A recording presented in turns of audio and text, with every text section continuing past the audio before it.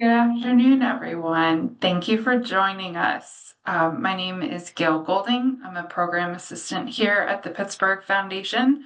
I am a white woman with brown hair, tortoiseshell glasses, a black top, and I'm in a small little booth here in our office for today's session. Thank you for joining us for this information session. We hope that your grant experience is off to a great start. And this session is intended to walk you through what to expect for the duration of your grant and answer any questions that you may have. And let me just switch over to our PowerPoint for today. Give me 1 second.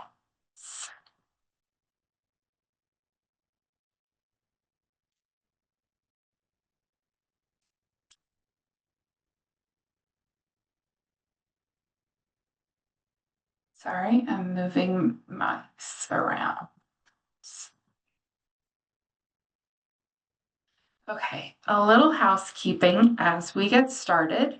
Captioning is available for today's event. If you'd like to enable the caption feed, you can use the closed caption button at the bottom of the desktop app or in the settings section of your mobile device. We also have a Streamlink text available for you as well. Today's presentation is being recorded and will be shared on the Foundation's More Than Money resource page on our website. Questions will be accepted via the Q&A feature. And if you encounter any technical issues or access needs, please put that in the chat at any time. For today's agenda, in the next 90 minutes, we are going to do our best to cover the foundation and give an overview of our grant making, the grant period timeline, your reporting, budget administration, modifications to existing grants, updates to the grant portal, More Than Money, communications, and renting space here at the Pittsburgh Foundation's office. There will again be time available at the end to answer questions, so please be sure to use the Q&A button to submit your questions. And I will now pass it to Tracy Johnson, Director of Grant Making.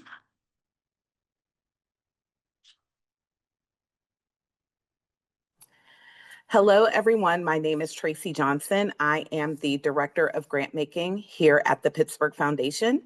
I am a caramel-colored Black woman. My hair is in a dark brown wavy ponytail. I am wearing brown and purple tortoise-colored glasses. I have on a black dress with a coral-colored sweater over it. So thank you all for joining us today. I just want to share a little bit of history with you about the Pittsburgh Foundation. So we were established in 1945, and we currently manage roughly over 2,500 funds in which we use to do our grant making. And so in 2025, the foundation awarded about $71.6 million in grant making, which is broken up into two groups. Our foundation directed grant making, which all of you are here because you got a foundation directed grant, which is around $19.2 million as of 2025. And then our donor directed grant making, which is $38.2 million. And so donors establish funds and they are able to make grants from their funds in order to meet their philanthropic interests. Back in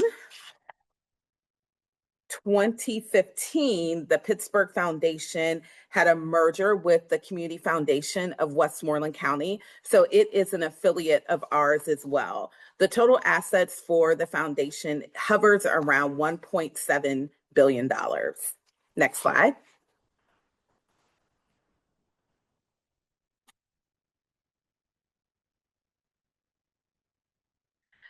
So about us. Our mission is simply to improve the quality of life in the Pittsburgh region by evaluating and addressing community issues, promoting responsible philanthropy, and connecting donors to the critical needs of the community. We commit to a vibrant and equitable and just Pittsburgh. That is the center and focus of our work. We support a region that supports everyone, regardless of race, identity, or circumstance, to thrive and fulfill their potential. So let's look at our core values. So we do have values here at the foundation, which we value accountability, collaboration, community, trust, and racial justice. Our core work here centers on our foundation directed grant making, which again, that is why you are all here today, our donor advised grant making, and some of you may be a part of organizations that have gotten a DAF grant before. And we also have a focus on scholarship and partnerships, as well as public policy and advocacy.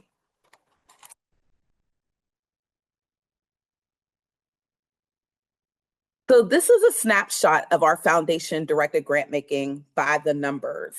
As you can see, in 2025, we awarded about $16 million in grants. And so that was comprised of both our fall and spring grant cycles in 2025, our Advancing Black Arts in Pittsburgh discretionary grant making, which is about $19,000 for discretionary, and our OST rapid response funding, which was a one-time grant making program that we offered in 2025 that was about $210,000. As you can see, for 2025, we awarded 226 grants, totaling again $16 million, but we did have a decline rate of 62%. What does that mean? It means that we are getting more requests than we actually have demand to meet, which is leading to a higher decline rate than we have experienced in the past. 56% of our grants were for general operating support. Again, 56% of the grants that we made in 2025 were directed toward general operating support. 35% of our grants went to organizations that have budgets of $600,000 or less, and 31% of our grant making was multi-year investments. So now I'm going to turn this over to my colleague, Gail Golding, and she will talk about the grant period timeline.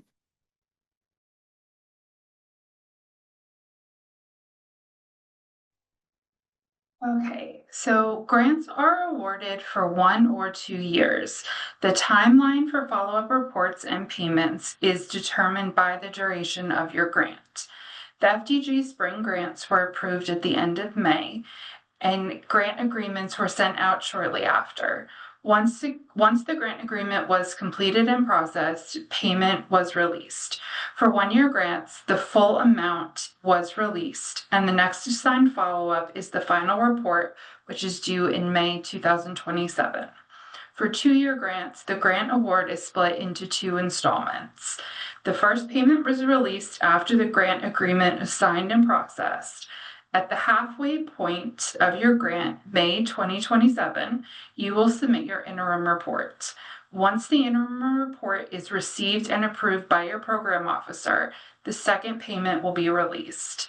At the end of the second year, May 2028, you will submit your assigned final report.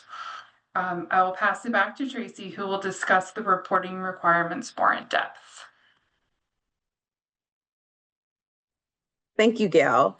So this is what is important to know about reporting.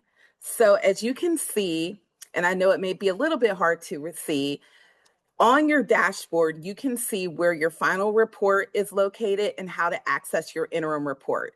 You can also see how to access your universal grant agreement, which we will be talking about later. Next slide. So let's talk about the measures of success. This is very important because as you are completing your interim and or your final report, this is what we are really looking for you all to report on. Your measures of success were agreed upon results or outcomes for the grant period. You agreed upon this with your program officer. This was shared with you and approved, and it's also located in the grant agreement itself.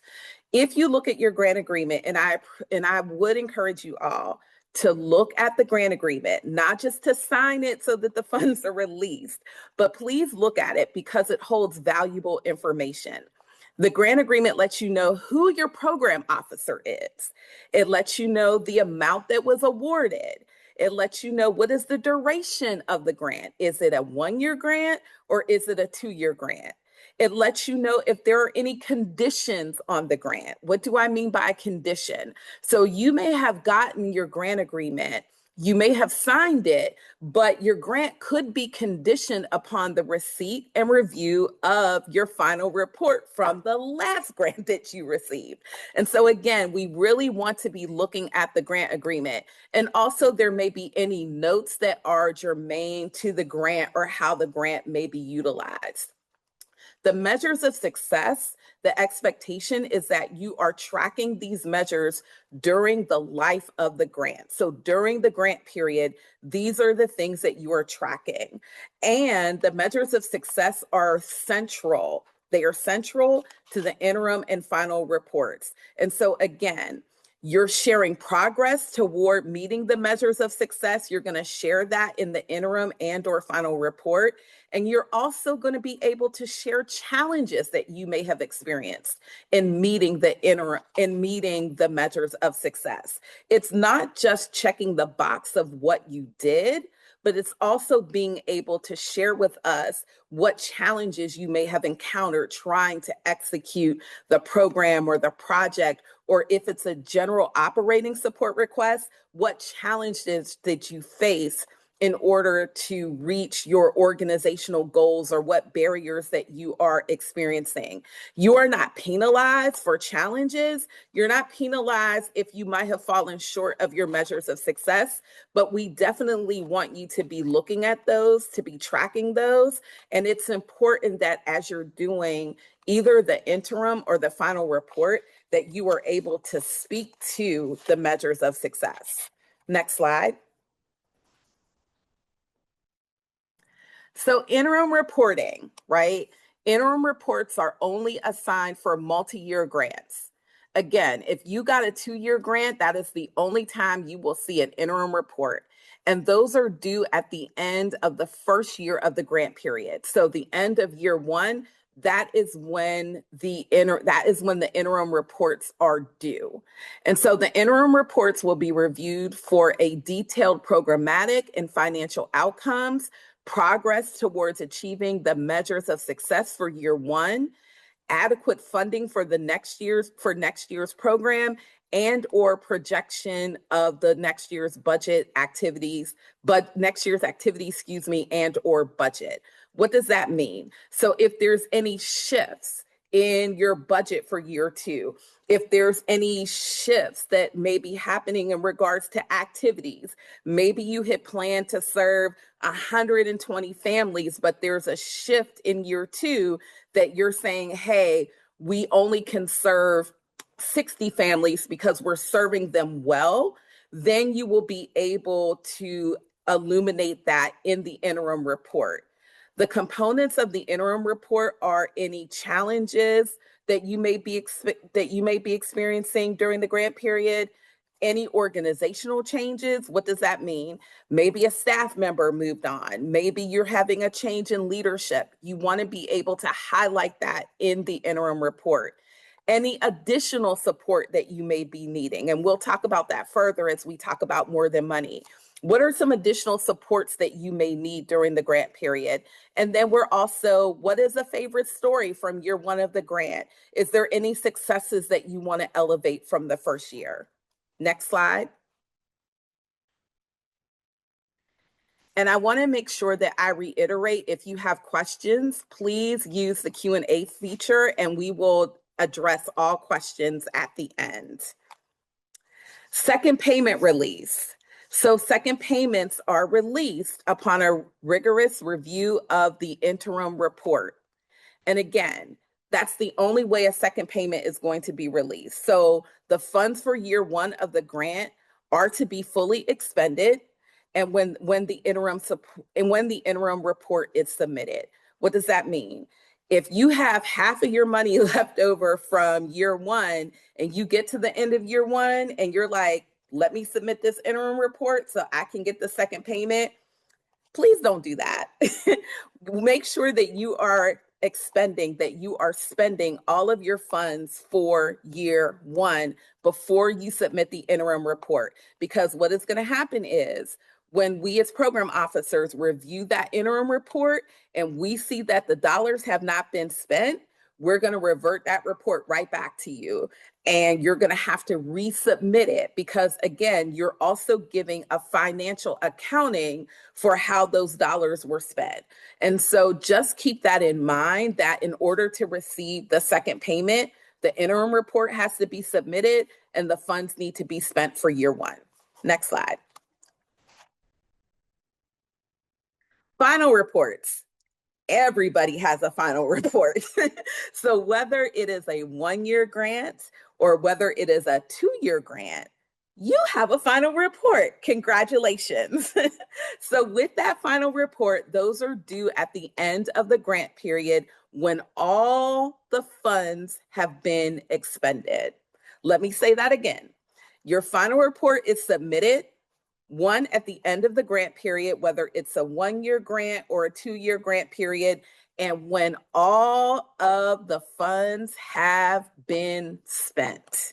So please, again, if you still have money remaining from your grant, please don't submit the final report and you have not spent down all of the funds. You definitely want to make sure that you're spending down all of those dollars because, again, the expectation is that you're going to have to give a financial accounting for how those dollars were allocated or how those dollars were spent during the grant period. Again, the final reports are subject to a rigorous review. So we're looking at the financial outcomes. We're looking at the progress towards achieving your measures of success. We're looking at, any information that you provide us around sustainability of the project or your organization for future years. We're looking to understand if the work that you did was aligned with the measures of success or aligned with the purpose of the grant. And again, here's some components for the final report. Again, what challenges you might have experienced. And we're not trying to penalize you around challenges. We really want to learn with you, and we really want to be thought partners with you to help think about how you can strengthen your work moving forward. Again, questions around additional support, which we will talk about how that helps us to think about our More Than Money offerings. How can we support the work of your organization through our More Than Money work? Leveraging funding, we want to understand, have you been able to leverage the grant dollars that you receive? And leverage doesn't look like a matching grant or additional funds. Leverage may be an additional partnership. Leverage may be the growth that you have been able to do through your program. Maybe it's serving more families or it's serving additional neighborhood because you've been able to leverage the funding that you received. And again, we want to hear about those stories of impact. We want to hear and understand how the lives of those that you served have been changed. We want to understand the successes that your organization has experienced. And so there's the opportunity to share that with us. Next slide. Spend down balance. So I know I can't hear you all, but think, spend down balance. Say it with me today. So you are required to spend down your funds. Grant funds are intended to be spent. You have the money so that you can spend it. That is what the grant is for, but it's only intended to be spent towards the specific purpose and or project for which the grant was awarded. So you can't spend it any kind of way, but you can spend it toward either the specific purpose or the project for which the grant was awarded. For multi-year awards, a second payment may be released, and I need you to hear this. So put your ear close to the monitor, close to the speaker. I don't know, but the second payment may be released at the discretion of the program officer if 75% of the first payment has been spent. So I'm going to say that again. At the discretion of the program officer, If you have spent 75% of your award for year one and you need those second year dollars released, it can be released, but only at the discretion of the program officer. So you are going to need to have a conversation with your program officer because he or she is going to need to understand why the whole balance wasn't spent, why is the additional 25% being held? And there are definitely some rational reasons why that may be the case, but you definitely want to have a conversation with your program officer. The interim final report should not be submitted again, and I said this before, it should not be submitted until all the funds have been spent. So please do not submit an interim report or a final report and you know you still got money left. The purpose is to spend those dollars and we want you to spend it on either the purpose or the project for which the funds were awarded. And again, if you are having any challenges in spending your dollars, if you're having any challenges in regards to how you're executing the program or how you're thinking about it, again, contact your program officer immediately. That is what we are here for. Don't wait till the problem blows up. Call us, reach out to us, send an email, contact us immediately so that we can start to have conversations because again, we want to be in partnership with you and our goal is for you to be successful in this work during the grant period. So please contact us immediately if you are having any challenges. Next slide. So we're going to talk a little bit about budget administration, and the focus of this is simply around allowable expenses. We get tons of questions around what is an allowable expense? What can I use these grant dollars for? We're hoping that you use them for what you budgeted or how you allocated the funds to be used in your grant application. But again, we understand things happen, things shift. And so I want to be able to walk through with you all, what are those allowable expenses? So for general operating support, these are funds that can be used to advance your mission. So these funds can be used at the discretion of the organization to cover any necessary costs to carry out the work, any necessary costs to advance the mission, right? And so here's some examples of allowable expenses when it comes to general operating support. Administrative salaries, right? We all know we got to pay people. That is an allowable expense.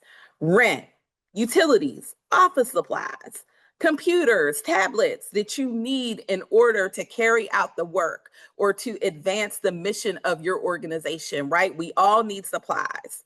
New and ongoing program expenses. So let's say you're launching a new program and you want to use your general operating support dollars to support that program, you can use it because again, that program is advancing your work. It is advancing the mission of your organization. Existing programs, right? Again, advancing the work and the mission of your organization. Software and hardware purchases, we talked about. Professional development. That I don't know about you, but that makes me want to run around this office and I can't. Professional development. You can use your general operating support dollars for professional development. Whether it's professional development for the executive director, is it for the program director, is it for the staff, is it an internal professional development opportunity, is it a conference that you need to send someone to? You can use your general operating support dollars. That is an allowable expense, professional development.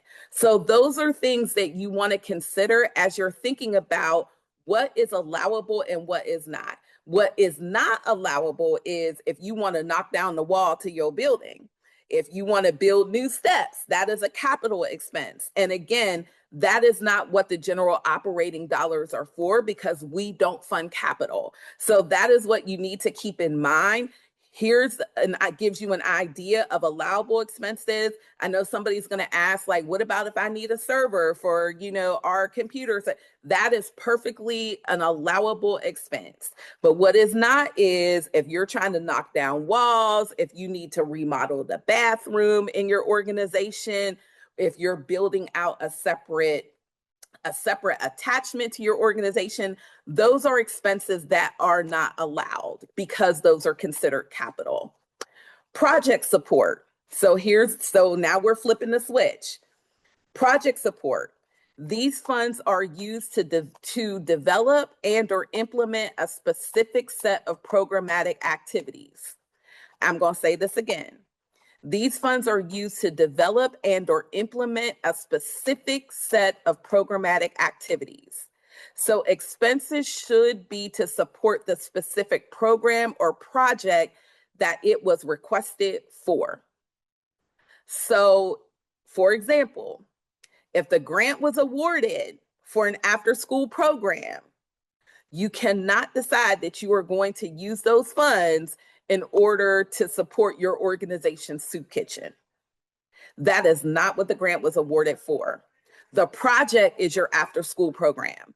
So you cannot move those funds to support your soup kitchen.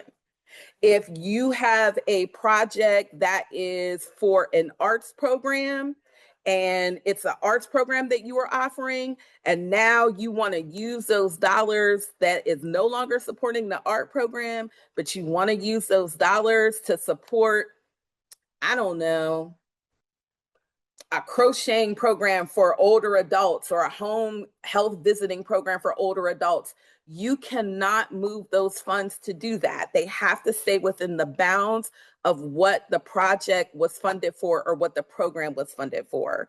And so how can you use those dollars? We get this question all the time. Can I use program or project funds for staff salaries? You absolutely can. You can fund staff salaries that are actually delivering those programs and services. So if you're running an out of school time program and you have out of school time staff, you can definitely allocate funds to be used to support the salaries of those that are helping you to deliver that program or to operate that after school program. You can't use it for the person who is responsible for coordinating the food pantry, right?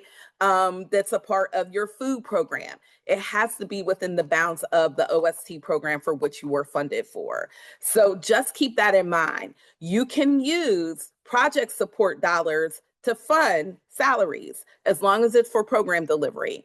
You can use the project support dollars to fund software that you may need to purchase for your OST program. Maybe it's a learning software, maybe it's a tracking software, right? You can use those dollars for that. You can use project support dollars to buy computers and softwares, but it has to be to support that program and not your organization as a whole. Next slide. All right, now we're going to talk about modifications to existing grants. So this is what we know. We know that for a variety of reasons, grantees may need some additional time to complete the project and or activities that their grant was intended to support. And they may need more time to complete the interim or the final report, right? Things happen. The world is shifting. So we know that there may be a variety of reasons that you all need more time to execute the work. So we are able to offer a one-time extension for up to 12 months as appropriate in order to give you that additional time to execute the work. And so this is where a no-cost extension comes into play.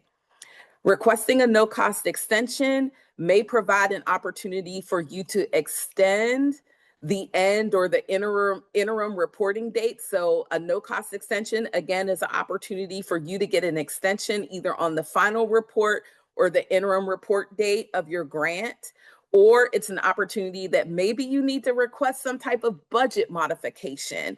There may be a change to the proposed use or allocation of funds. This is where a no cost extension comes in, right? And so what you need to do is make sure that you are reaching out to your program officer as soon as possible. If you're like, hey, there's an issue, I might not be able to get this report done on time. There's an issue that I may need more time to execute this program, or I may need more time to meet our organizational goals. You want to reach out to your program officer as soon as possible. If it's during what constitutes a no cost extension, if your interim grant payment, if you have 50% or more dollars left to spend and you still haven't spent the money, but like you're right here on the deadline of your interim report, reach out to your program officer as soon as possible to see about that extension. If there has been a shift in your project timeline, let's say you got the grant funds, it was awarded in May, which all of you were, but you weren't able, for some reason, you weren't able to start the project until September and you need more time, reach out to your program officer as soon as possible, right? We want to work with you, and this is just an option to be able to support you and the work that you are doing, because let's face it, things come up and we want to be able to support things as things shift and as life starts lifing. We want to be able to support you all. Next slide. No cost extensions. Contact your program officer to request a no cost extension. Once you contact your program officer and you have had a conversation, your program officer will determine if an extension is needed. So here's an example for when a no cost extension may not be needed. Let's say that you have spent your funds, the final report is due, let's say August 31st, but you have another major event that's happening in the month of August. It's taking away your time. And you're like, hey, I need until September 10th to turn in my final report. That doesn't rise to the level of a no cost extension. I'm just going to say, okay, just get it in by the 10th. If something changes, let me know. But that is not going to that's not something that you're going to have to fill out a no cost extension request form about. So if it's something that is more than that, again, a shift in your timeline, or if it's going to be like 3 months or, a whole month before you're able to get in either that interim or final report, then you want to reach out to your program officer, even if you're not sure. If you're like, I think it's going to be late, but I'm not sure that this rises to a level of a no cost extension, please, sirs, please, ma'ams, please, friends. I can't stress it enough. Contact your program officer and we can help determine what the best path forward is. Once the no cost extension form has been assigned to you, you will complete it in the online grant portal. So you'll go in, you'll complete it, you'll submit it, and then the program officer will review the request and they will either approve it or deny it. And if it is approved, the new interim and or final report deadline will be shifted as assigned. Next slide. So here we go. We know that we have increased the number of multi-year operating support grants that we have awarded each year. But we still have organizations, many on this call, that still receive project support, which may restrict how they use their grant funds. And we know that every organization is somehow navigating changes to federal policy and or funding, and that may shift an organization's priorities and or make project execution more challenging. Or it may make things more challenging even if you're an organization that has received general operating support. So if you are experiencing a change to a timeline, a change to the scope of work that has been approved for your grant, any kind of shifts in budget, please, please, please contact your program officer immediately. So some of the changes that we see, there may be a shift in the timeline, right? Again, you received your grant award in May. Maybe there's a shift in the timeline that you're not able to start the actual work until September. Contact your program officer. Maybe there's a change in scope where you thought that, like, we had this program and we were going to do a hot food soup kitchen and we were also going to distribute from the food pantry. Something came up and now we're not going to be doing a hot foods distribution from the food pantry. We're only going to be doing boxes of food. Contact your program officer. That is a shift in scope. If there is a budget adjustment, maybe you decided, like, hey, I'm allocating these funds all to salary, but something has happened and it's like, hey, I have to, buy this software system in order to support this program or support this project. You want to contact your program officer immediately to discuss with them these adjustments. Again, we want to help you. And the only way we can help is if you let us know. So we need you to contact us. A change of purpose. This is different, right? A change of purpose is a change in the intent of the grant that is ultimately a new or unrelated project. This does not impact general operating support grantees, but project support grantees, it does. So, for example, if your grant was in order to provide out of school time programming to youth in grades K through 8, but for some reason, you're not able to execute that work, you're not able to execute that project, but now you want to be able to shift the project, maybe to focus on older adults that are 60 and up. That is going to require a change of purpose. And so this change requires more information from you as the grantee, and it has to be reviewed by the program officer. So if you are, for some reason, in need of having to do a change of purpose to your project request, please contact your program officer immediately, because these are not easy decisions. A change of purpose is not an easy decision. There are times when that change in purpose, most times, has to go to the board of directors because they've already approved the grant for one purpose. Now you're asking for a new purpose. And so we want to make sure that we are working with you so that when we present that to the board, the change will go through successfully. So please, if it's a change in purpose, you really need to contact your program officer immediately. Next slide. Early second payment.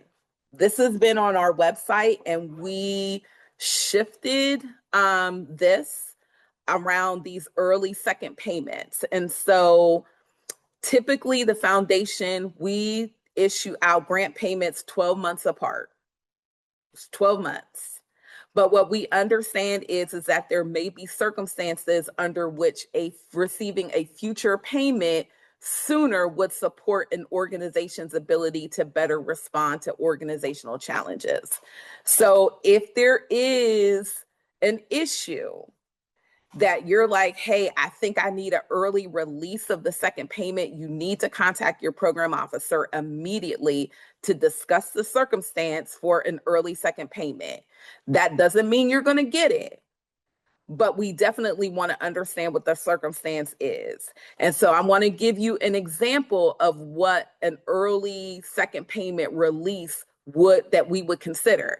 So if your organization, if your organization for some reason is being impacted by a loss of federal funds, and that is requiring a shift in the organization's priorities, or it makes a project more challenging to execute, then that is when you want to reach out to your program officer to discuss an opportunity for an early second payment.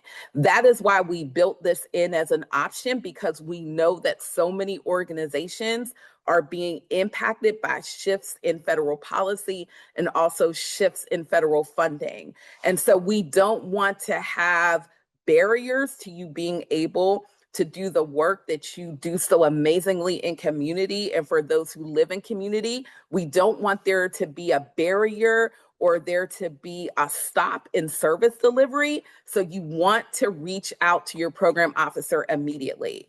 What would not be included in an early second payment is if you have a contract with DHS, and we all know that contracts with DHS have a reimbursement model. And so if for some reason you're like, well, hey, this reimbursement model is a burden, can we have our, second payment early? 9 times out of 10, we're going to say no, because that is just the nature of a partnership or a contract with DHS. It is a reimbursement model. And so you have to be thinking about, do you have the ability to be able to take on the burden of those expenses up front to wait for those expenses to be reimbursed by the county. And so again, that's an instance where we might not consider an early second payment. But again, I encourage you to have a conversation with your program officer as soon as there's an issue. Please don't wait. That is what we are here for. Call us, email us, send a smoke signal, because we definitely want to be able to help you. Now I'm going to turn it over to Gail.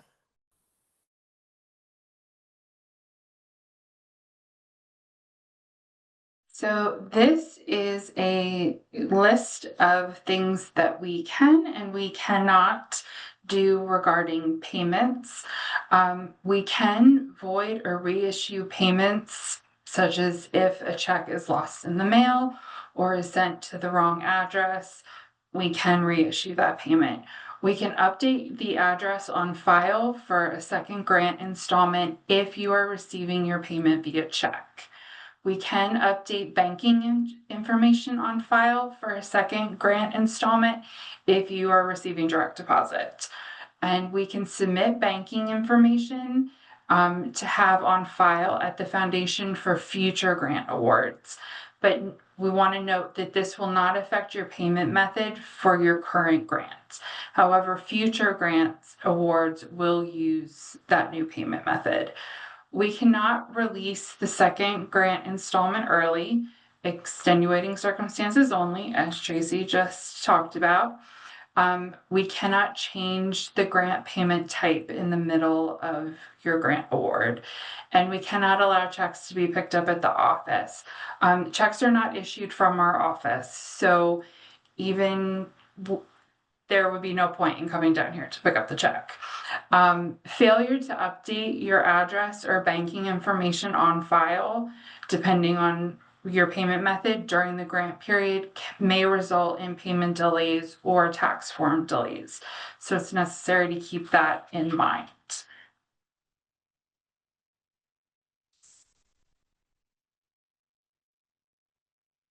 Okay, and we're going to quickly talk about updates in the grant portal. So organizational staffing changes. To ensure that all follow-up reports or forms are appropriately assigned and communications are sent to the appropriate individuals, we need to be aware of any staffing changes that relate to your grant. If there is a change in the organization's executive director or the primary contact we have in the grant portal, please contact your program officer.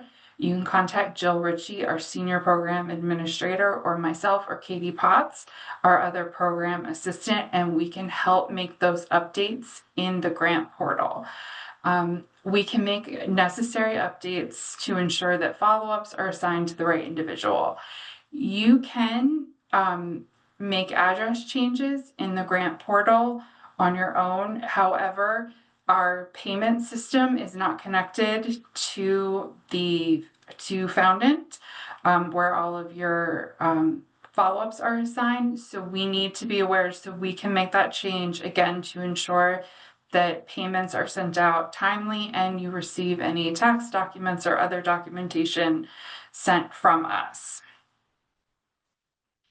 the online grant portal. You should be familiar with this from the application process, but we think it's important just to go over again. You can access the grant portal by clicking on apply for a grant on the Pittsburgh Foundation's website. If you are a new user, you can create a new account. If you're not sure if you have an account or what account is associated with your grant award, please do not create a new account. To verify what account is associated with your grant, please contact Rob Noel. If you forgot your password, click Forgot Your Password to receive an email link and instructions for resetting your password. And please note that the reset password link time is time sensitive and does expire after 15 minutes. If you are an existing user, use the email address and password to log into the portal. If you are logging in to complete follow-up assignments or review details for your grant, please be sure to use the account associated with the grant, or contact us for any assistance if you are having trouble remembering what account is associated with your organization. If you create a new account, the grant history and follow-up assignments will not transfer over, and most likely we will delete the new account as it would show up as a duplicate in our system. So if you can't remember or you have any trouble, please just reach out and we can help confirm what email address is associated with the grant award and any follow-ups assigned. And I will pass it back to Tracy to talk about More Than Money. Thanks, Gail. We are coming down to the wire today, friends, and I'm ready to get into some of these juicy questions that have been asked. Next slide. So basically, More Than Money is our support beyond the check. What we know, what we have learned, what we have heard from grantees over the years like you all is that the check isn't enough. And so how do we support the organizations that we fund that are our partners in community? How do we support you all behind the check? And so when we think about the goal of More Than Money, it is simply to leverage the foundation's social, moral, intellectual, reputational, and financial capital to strengthen a grantee's ability to adapt and thrive to advance their organizational mission. So it's us leveraging what we have in support of you all so that you can adapt, you can thrive, and you can advance your mission. Next slide. So as we think about this More Than Money work, what does that mean in practice? What it means is that we are seeking to offer knowledge, right? Our intellectual capital. We are seeking to offer direct support. We're seeking to offer experiential learning opportunities through workshops and networking opportunities, because what we have learned is you all like the fellowship. You like to have a good time. And for those of you who are at the cookout, you know we like to have a good time too. If you missed the cookout, you missed it. You better wait until next year. All right. So we want to make opportunities for you all to be in relationship with each other, to make connections. It's also how we offer media spotlights for organizations that have persistently experienced historic underinvestment, so that we are helping you all to strengthen your ability to adapt and also your ability to reach your potential during the lifetime of the organization. And so what has More Than Money offerings look like in the past? So networking events, again, opportunities for you to get to know other organizations and the work that they do, an opportunity for you to build a new contact. Maybe you are an out of school time program, but needs, some information about, transitional housing opportunities. This is your opportunity to connect with your nonprofit peers. That is why we do that. It is also your opportunity to connect with us, because again, we don't want you to see us as, here's the mean program officer. We want you to see us as partners. And so that is the purpose of the networking opportunities. We also have done legal clinics in the past. Matter of fact, we have one that is coming up in September. The email went out this week. We hope that you will all sign up. We have done fiscal sponsorship sessions because we do fund fiscally sponsored organizations, but we also have organizations that are operating as fiscal sponsors. Again, we want you to be able to know what fiscal sponsorship looks like and how to do it the right way if you're choosing either to do that work or if you're choosing to enter into a fiscal sponsorship relationship. We have race and disability seminars that we do in partnership with FISA Foundation and the Heinz Endowment. We have done data for storytelling, communications and marketing sessions, as well as addressing board governance because your boards need to know what to do. They need to know what they are legally responsible for. We've also done Know Your Rights training that was done by Monica Ruiz from Casa San Jose. And again, our grantee spotlights because we want to elevate the work that you are doing. If you want to stay connected with what is happening with More Than Money, if you want to stay abreast of the opportunities that are available to you, we have a website, y'all. We have a website on our page. So I encourage you to visit our website so that you can see the upcoming opportunities. You can email us. We have an email address for More Than Money, and we do respond. Hello, we have a resources page. There are upcoming capacity building opportunities on that resource page. There are funding opportunities on that resource page, y'all. So if you are looking for some national dollars, as we find those opportunities, we are vetting them and we are sharing them on the More Than Money page, y'all. We're building this out because we want to support you.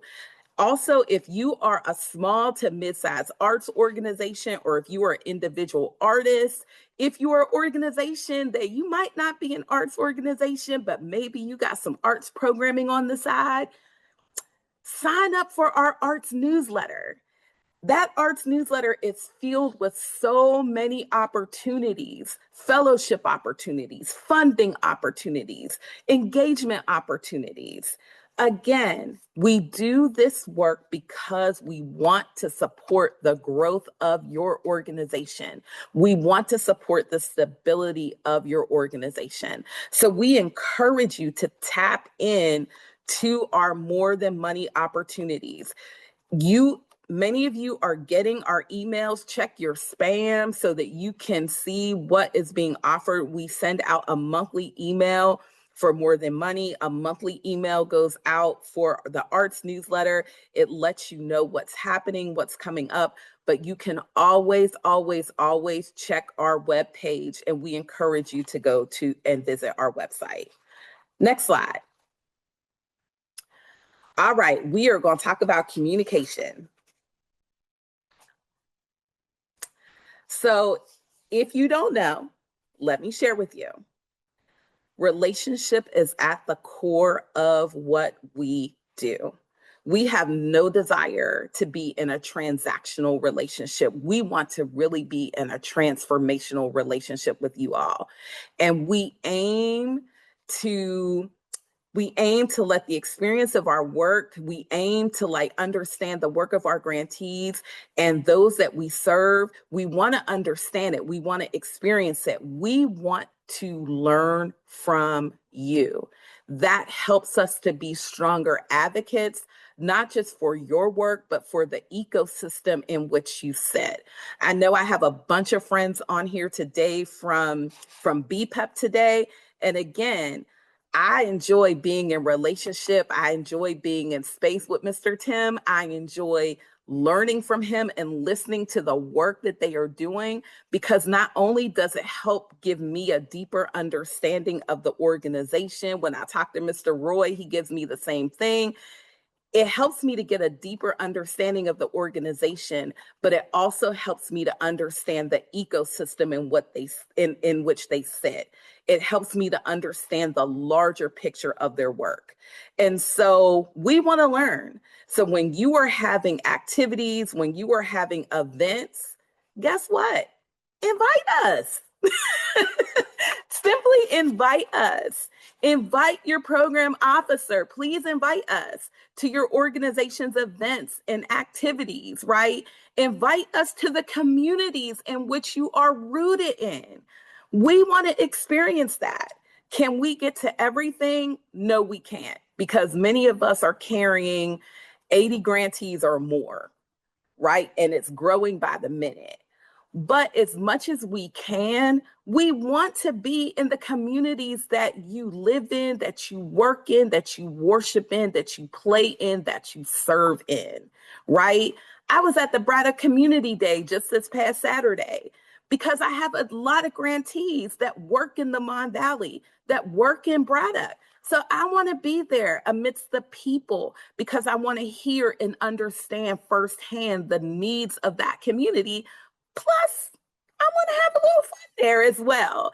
And so that helps us to learn and that helps us to be better advocates. So please add your program officers to your mailing list if you have a newsletter that goes out, because again, we want to know what's happening. We might not be able to make every single thing, but we do the best that we can because we are not just the program department, we are the program and community engagement department.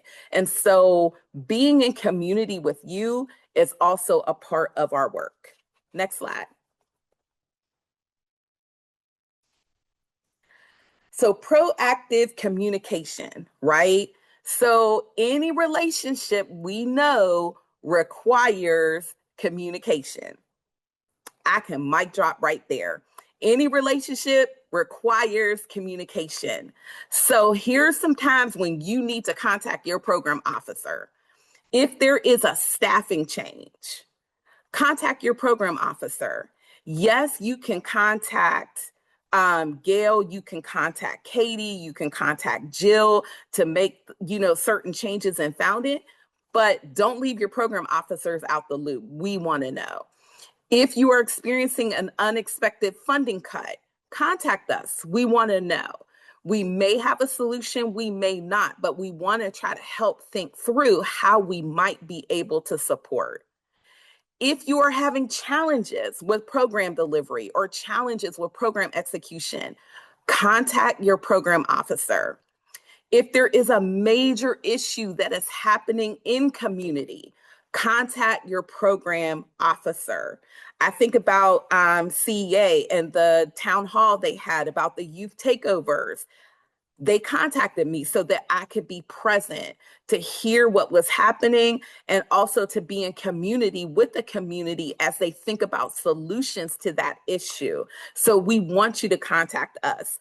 If it's simply thought partnership, hey, we're thinking about this.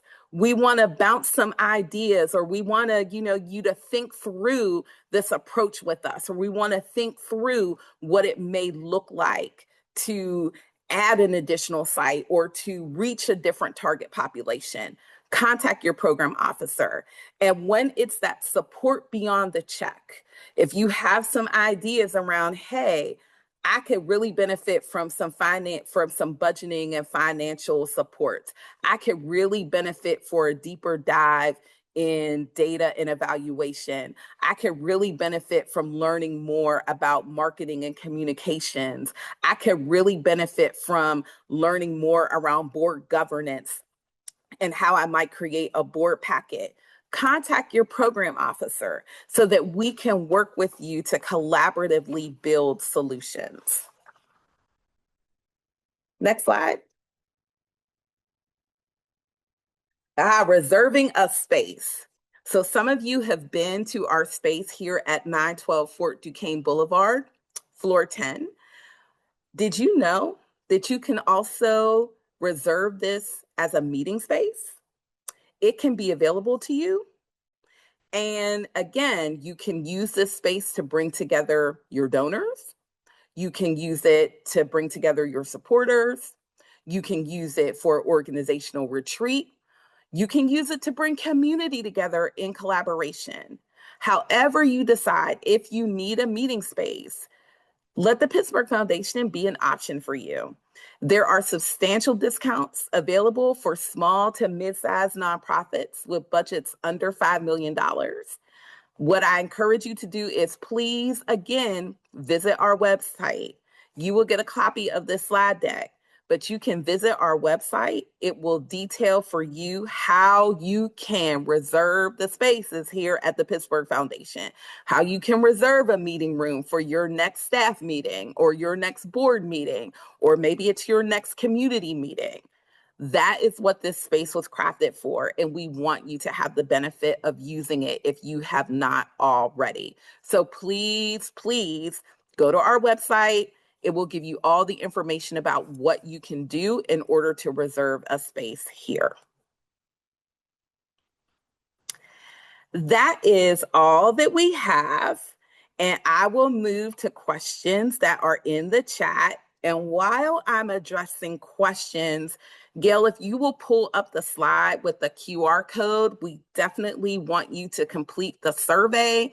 Please scan the QR code. We are big. We want feedback. We want to know what other questions you may have had, what additional information that you might need. And so please, please fill out the survey, and I am going to the Q&A right now. There is a question around what does staying within the guidelines of line items mean? I'm not totally sure what you may mean by that, but my assumption, and you can enter this in if I'm wrong, my assumption is you're asking about the guidelines in regards to the budget line items that you submitted.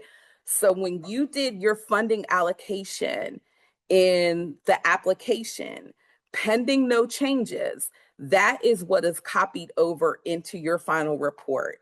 That is what we are looking at in regards to how funds are being spent. If this is a project request, the expectation is that your spending lives within those line items that you have allocated. The amounts may shift, but the line items should not unless you have had a conversation with your program officer. If this is a general operating support request that has been awarded, as you know, those funds can be shifted in order to advance your mission. So if you had all of the money going to salary, and then in your interim and final report, all the money is no longer going to salary, maybe half of it is going to salary and the other half is going to supplies, that's perfectly okay. But you should still give your program officer a heads up that there has been a shift. All right, that one was answered live. Let me see if there is anything else. Does a grantee need to obtain approval to over or underspend line item amounts within the approved budget? Nothing, noting the overall grant total is the same. No. As long as you are within those same line items and it's not a shift of line items, that is perfectly fine.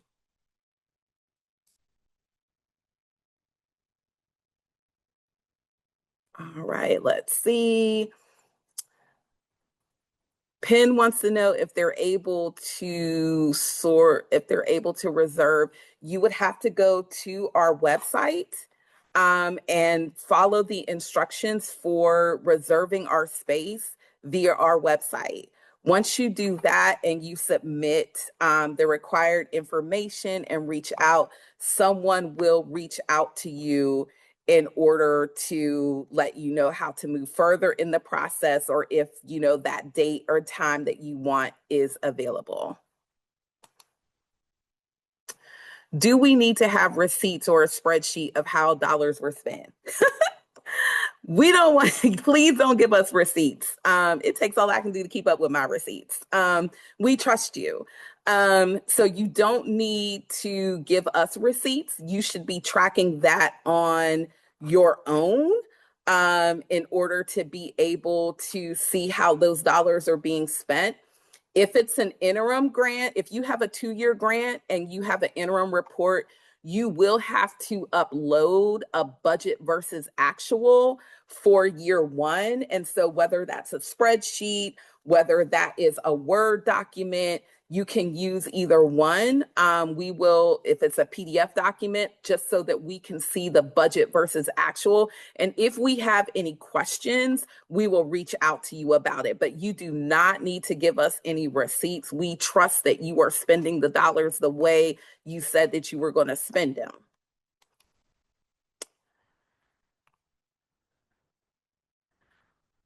Are you able to invite a joint partner for a meeting at the event space? Yes, you are. You do not have to be an awarded grantee to reserve the space. So let me start there, because I think that's where, if I'm reading this question correctly, you do not need to be a grantee to reserve this space. It is on our website. So any organization can reserve our space. Other organizations that are not grantees have reserved this space. And so any organization can reserve this space. All right. So let me go to the big question that has been coming up a lot about 2-year grants, basically consecutive year grants. When should the report be due? Can I submit for a new proposal and I haven't finished my final report in consecutive year? So if you go to our website under the grant guidelines, we do have a policy for consecutive year requests. And so if you are going to ask for a consecutive year request, you need to reach out to your program officer and have a conversation to make sure that that is okay, right? So it starts there, because the process is waiting 12 months before your next submission. So if you got a grant here May 2026 and your grant report will be due May 2027, and you're trying to apply for another grant for spring May 2027, on our website, the process is you need to wait 12 months. So you should not even be applying in 2027. Your application shouldn't even come again until May 2028. We shouldn't even see you until the spring of May 2028. But it doesn't mean that you cannot. So what you want to do is you really want to talk to your program officer about that. In regards to consecutive year grants, we will do up to 4 consecutive year grants.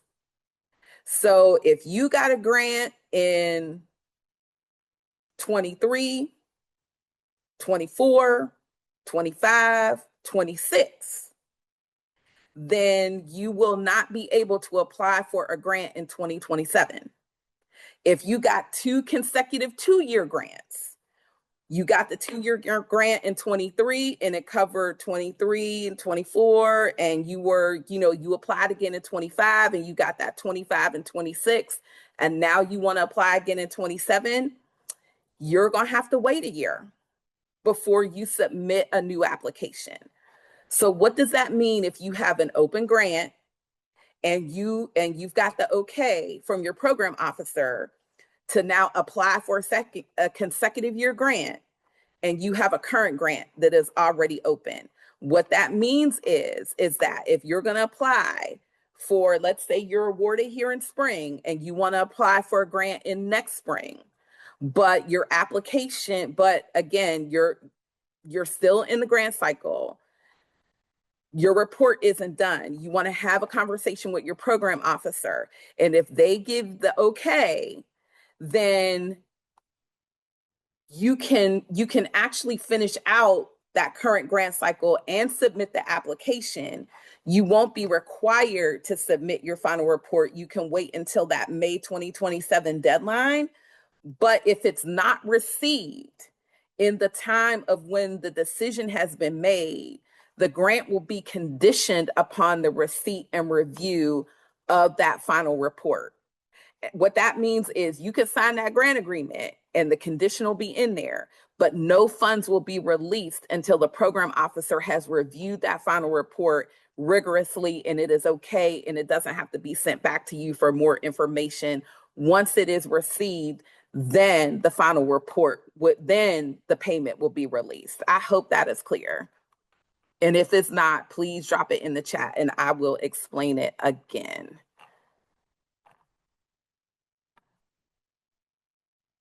There's a question around when are the final reports typically due for the fall award? It depends on when the award was. And so right now for this particular cycle, the decision will be sometime after October 28th, which is after our board meeting. Once you get, if you are awarded and you get that notification, then whatever date that notification is going out to you, that is going to be the date that it's on your final report. And so the final reports are automatically assigned along with the grant agreement. So you can actually look and see what that date is along with the information that is in your grant agreement.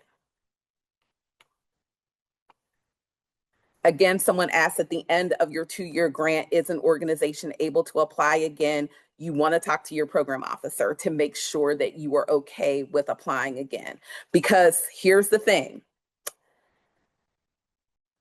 Last grant cycle, we had 276 requests or 296 scale I think it was 296. We had 296 grant requests totaling over $38 million. And we awarded 7.9 million, I believe, or 8.9 million, which is about half or 60% of our total grant budget for the year on the program side. And let me tell you what's baked into that. We want to be able, it is our desire to be able to support existing organizations, but we cannot do that into perpetuity. We don't have the resources to do that. But we also want to make space for newer organizations, right, that we don't have relationship with. So we're trying to make space at the table for everyone. We also want to make space for innovation at the table. And we also want to make space to be responsive because things happen. And so we want to be able to be responsive to the needs of grantees or responsive to the needs of community as it comes up. And so you really want to have a conversation with your program officer around what does it look like for me to apply? Like I'm in a 2-year, it's ending, or I'm in this 1 year, it's ending, and I want to apply again. You want to have a conversation because our motto here is clear as kind. And so we don't, want to hurt feelings if you're planning and thinking that, I'm going to get this, consecutive requests and we have to tell you no because the demand is greater than the supply, not because your work isn't good, but because we're trying to make space at the table for as many diverse organizations as possible. So that becomes the challenge. So please make sure that you are talking to your program officer.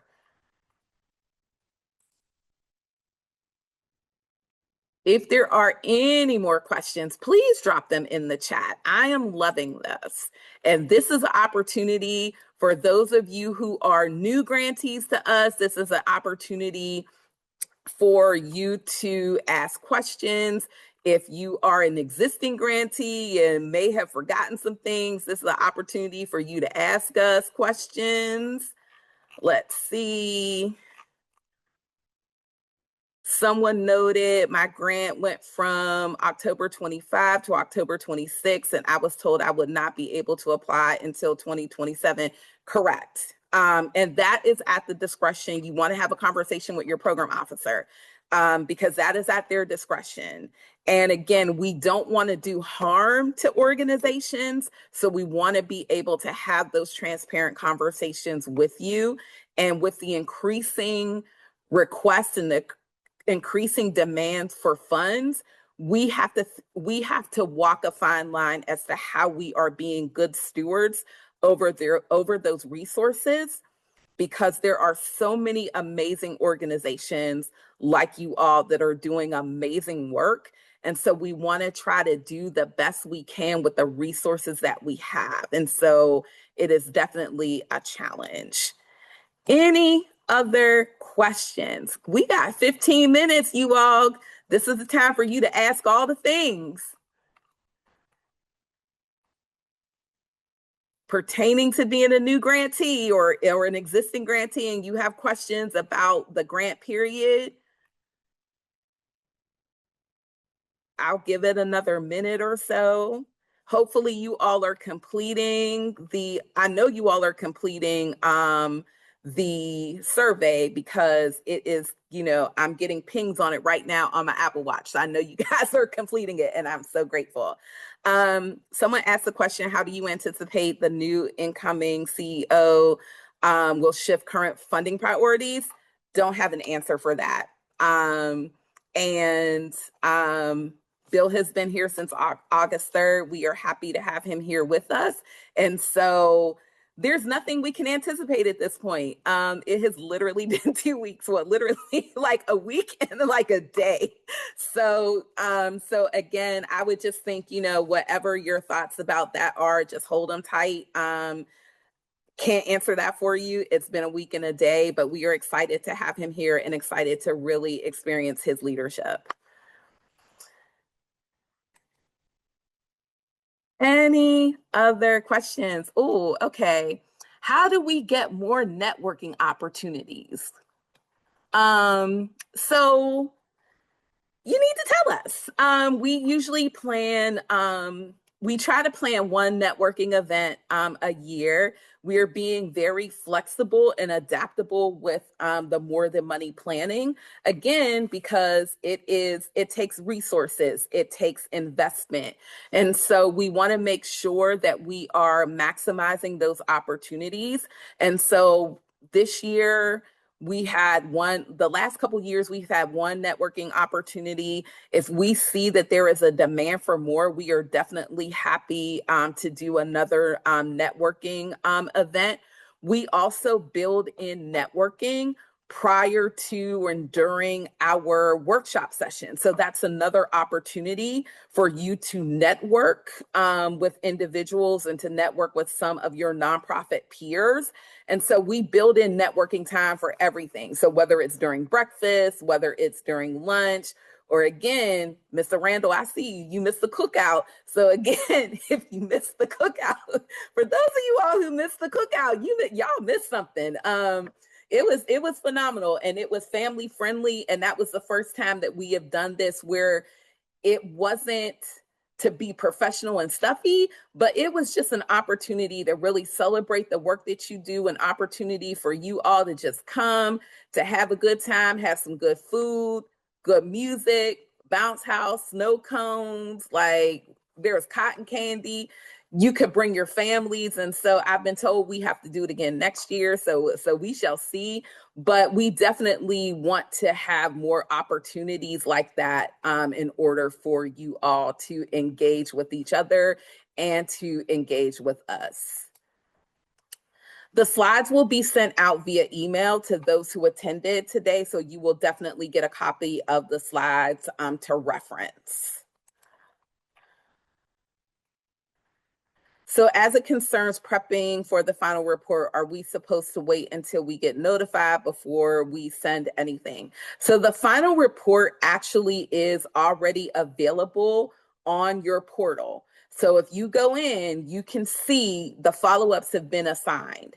And so if it's helpful for you to start filling it out piece by piece in advance or piece by piece as things shift, some people like to start working on it like 2 months before it's due, and maybe they're closing it out with some, final numbers, et cetera, or they're, closing it out with maybe there's an activity or an event that hasn't happened yet and they're waiting to add that. So you can actually go in and start working on that final report at any time.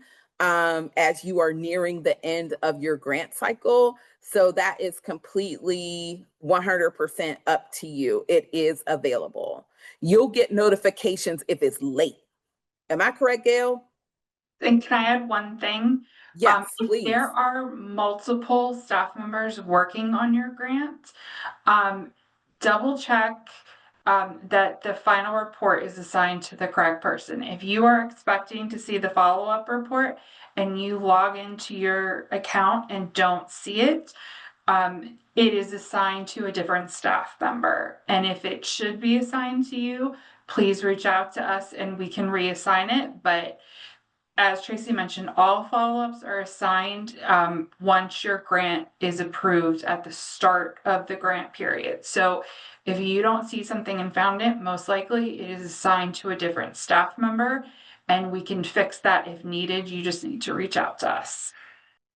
Correct. Can we email the survey? When we send out the recording from today's session along with the slide deck, I had to think about what it was for a minute. We will also send a link to the survey. So if you did not fill it out, you will have an opportunity to complete the survey. Oh, I like this. Does receiving a DAF award preclude also receiving a foundation award? It does not. It does not. We actually like to think about, our donors as partners with us in this work. So if you have gotten a DAF award, which is a donor advised fund award, that will not in any way disqualify you from applying for funding from the foundation. The only thing that's going to disqualify you completely is if you are out of area and you have no local presence, or if you are not a 501c3 and you don't have a fiscal sponsor, that will disqualify you. So those are things, and eligibility is on our website. So you can also review what eligibility looks like. But that will not disqualify you from receiving a foundation directed grant. I'll also encourage you all, please, as you are looking at our grant opportunities, please read deeply into like the strategy areas. There's education, but there are strategies in education. And our education grant making focuses heavily on out of school time. There is some professional development and there are curriculum shifts. So you want to be able to read and make sure that your grants are speaking toward those things. So I would encourage you, now that you have the award and you're moving along with your programming and your work, please go back and take some time to just review those strategy areas so that you are very clear on what it is that we support. Because oftentimes people will see environmental action and they'll put something there that we don't necessarily support. And so I just want you all to be, as you are now grantees, new grantees, or maybe you were a grantee and you're trying to refresh, please look at our website. There is so much information on our website. It is like having the answers to the test before the test has even been offered. That is how we try to be clear and transparent around our website. Are there any more questions? I don't see anything else in our last 7 minutes. Gail, did I miss anything? I don't think so. So again, I encourage you all. We will definitely send out the recording. We will send out the slide deck. We will send out a link to the survey if you have not completed it today. Couple things. I encourage you all, again, if you're having events, if you have a newsletter, please reach out to your program officer. Reach out to him or her so that they know what is happening at your site, or they know something that is happening in your community that you may either be heavily involved with or your community or you have like you're advocating for something in the community that you are mobilizing community around, please make sure that you are contacting your program officer about that. I also encourage you all, please read your grant agreement. A lot of this information about your measures of success, please read it. The follow-up interim and final report or final reports, if you are a multi-year grantee and you have there is an interim and final report, please look at those so you have some idea about what is being asked. And you're not looking at it the day before it's due and trying to sort it all out again. And you're also thinking about how you want to track and talk about what progress has looked like, or even what challenges look like. And again, I can't reiterate enough. A challenge, a problem, a barrier is not a disqualifier. We learn from failing forward. We learn from mistakes. It is not a disqualifier. We just want to understand what happened and be able to work with you to see how either we can remove the barrier or how we might be able to circumvent it altogether. It's an opportunity for learning, and it also makes us stronger advocates for you all in the future and during the duration of your grant. So we are at 2:56. I don't see any additional questions in the Q&A. So thank you all so much for coming today and for spending these 90 minutes with us for So You Got a Grant, Now What?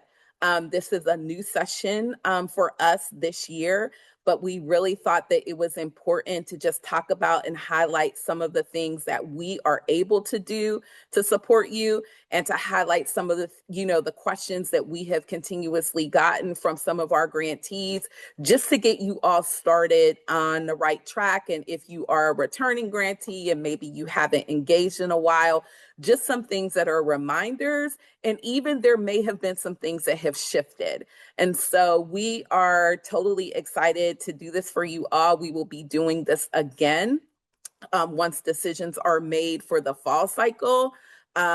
And so this information will come out again, but please, your program officer is your source. They are a resource to you. Our website is a resource to you. And so I'm hoping to see some of you all on this call. I see some names, I'll call out some people. I see you, Miss Lori. Yeah, let me call out some people. Miss Kelly, Keenan, I saw you. You was at the cookout, I think. Justin, Jordan, yeah, Jody, I see you. Jill, I see you all the time, but I'm gonna call you out anyway. Elizabeth, Dominique, Reverend Denise, come on, Reverend Welch. All right. So again, we hope to see some of you all at some of our More Than Money events, because again, your feedback and your engagement helps to inform the work that we are doing. We're being responsive as well as being proactive in this work. And so we thank you for being partners with us, and we are excited about the amazing work that we know that you all are going to do. So you all have an amazing and wonderful day, and we look forward to connecting with you all soon.